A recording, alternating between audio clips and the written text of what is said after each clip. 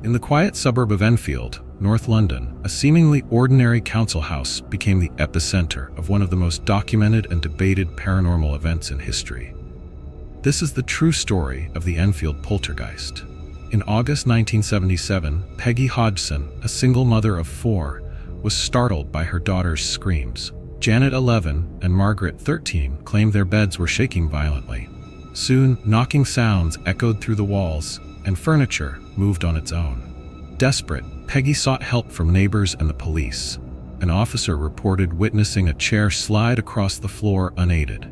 The family turned to the media, attracting the attention of paranormal investigators. Maurice Grosse and Guy Lyon Playfair from the Society for Psychical Research arrived to investigate. They documented over 2,000 incidents, including objects flying, levitations, and disembodied voices. Janet became the focal point of the disturbances. She spoke in a gruff male voice, claiming to be Bill Wilkins, a man who had died in the house years earlier. The media frenzy brought skeptics who accused the girls of faking the events. Photographs of Janet levitating were dismissed as her jumping off the bed. Despite skepticism, the haunting persisted for 18 months. Witnesses included neighbors, journalists, and even police officers. The events left a lasting impact on the Hodgson family. Eventually, the disturbances ceased. Janet later admitted to faking some events, but insisted that most were genuine. The Enfield Poltergeist remains one of the most compelling cases in paranormal history. The story inspired books, documentaries, and films, including The Conjuring 2. To this day, debates continue about the authenticity of the events at 284 Green Street. Whether hoax or haunting, the Enfield Poltergeist case endures as a chilling reminder of the unexplained. Some mysteries refuse to be laid to rest. In the quiet town of Adams, Tennessee, nestled along the Red River, a legend was born that would echo through the annals of American folklore. Between 1817 and 1821, the Bell family encountered a presence so malevolent, it would forever be known as the Bell Witch.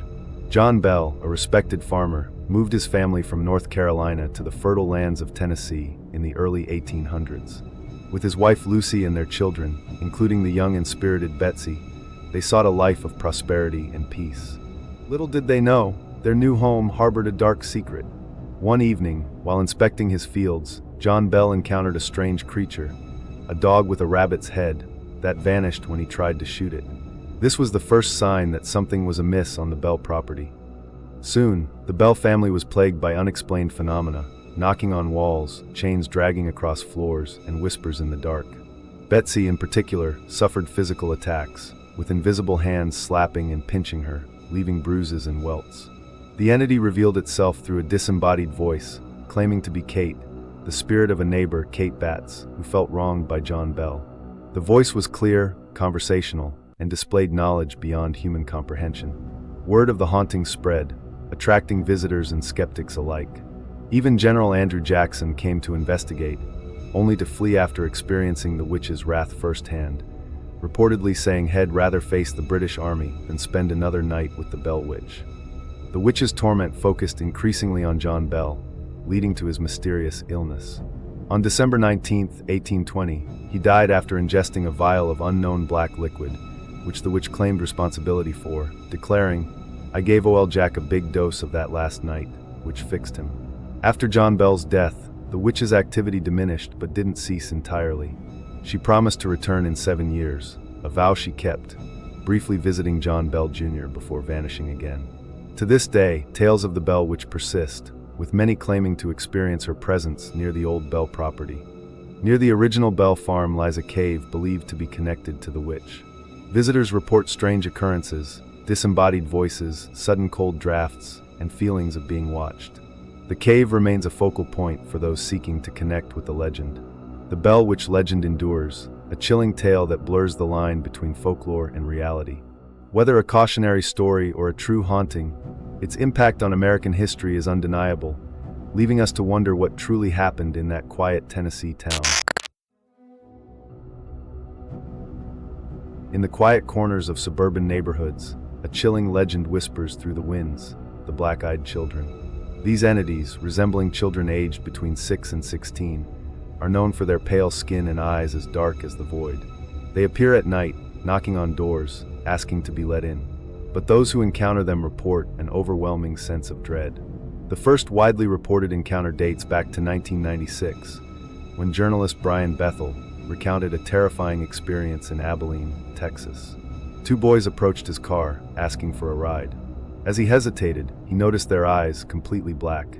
A wave of fear washed over him, compelling him to flee. Reports of black-eyed children share common elements. They often appear at night, in isolated areas, and request entry into homes or vehicles. Witnesses describe an overwhelming sense of unease and a compulsion to obey, as if under a trance. Yet, those who resist feel an intense fear, as if their very soul is in peril. The true nature of black-eyed children remains a mystery. Some believe they are vampires, requiring permission to enter. Others suggest they are demonic entities or extraterrestrial beings. Skeptics argue they are merely urban legends, fueled by internet forums and collective imagination. In 2014, a woman in Vermont reported a chilling encounter.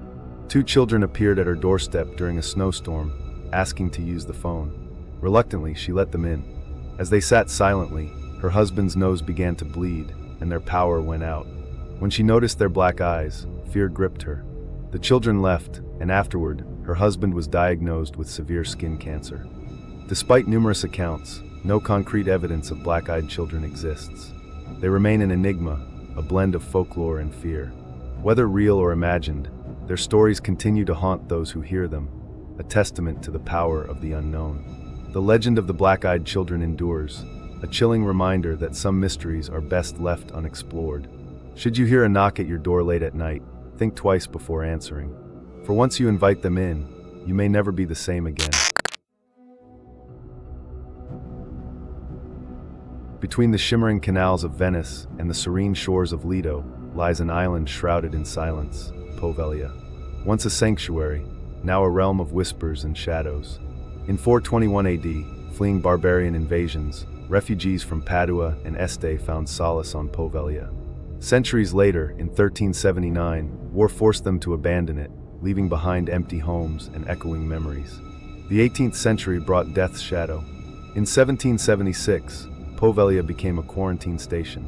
Ships bearing plague victims were directed here, turning the island into a waiting room for death. Over a century, over 100,000 souls perished here, their bodies consigned to mass graves, their ashes mingling with the earth. Locals whisper that the very soil is half human remains. In 1922, a psychiatric hospital was established. Patients spoke of tormented spirits, but their cries were dismissed as delusions. Rumors tell of a doctor who conducted cruel experiments, his sanity eroded by the island's curse. Driven mad, the doctor climbed the bell tower and leapt to his death. Though the bell was removed years ago, its ghostly chimes still echo, a haunting lullaby for the damned. Since 1968, Poveglia has been abandoned. Nature reclaims its domain, but the island's silence is deceptive. Visitors report disembodied voices, sudden chills, and an overwhelming sense of dread. Today, Poveglia remains off-limits, a forbidden realm. Yet, its legend endures, drawing the curious and the brave. But beware, for some who visit never truly leave. Poveglia stands as a testament to suffering, a monument to the restless dead. Its shadows stretch long, its silence speaks volumes. Enter, and you may find more than you seek. This has been the tale of Poveglia, the island of shadows. A place where history and horror intertwine, where the past refuses to rest. In the far reaches of Romania, nestled among the silent hills of Vaslui County, stood an isolated monastery, Tanacu. In 2005, a young woman named Marisica Irina Cornisai, just 23, entered its gates.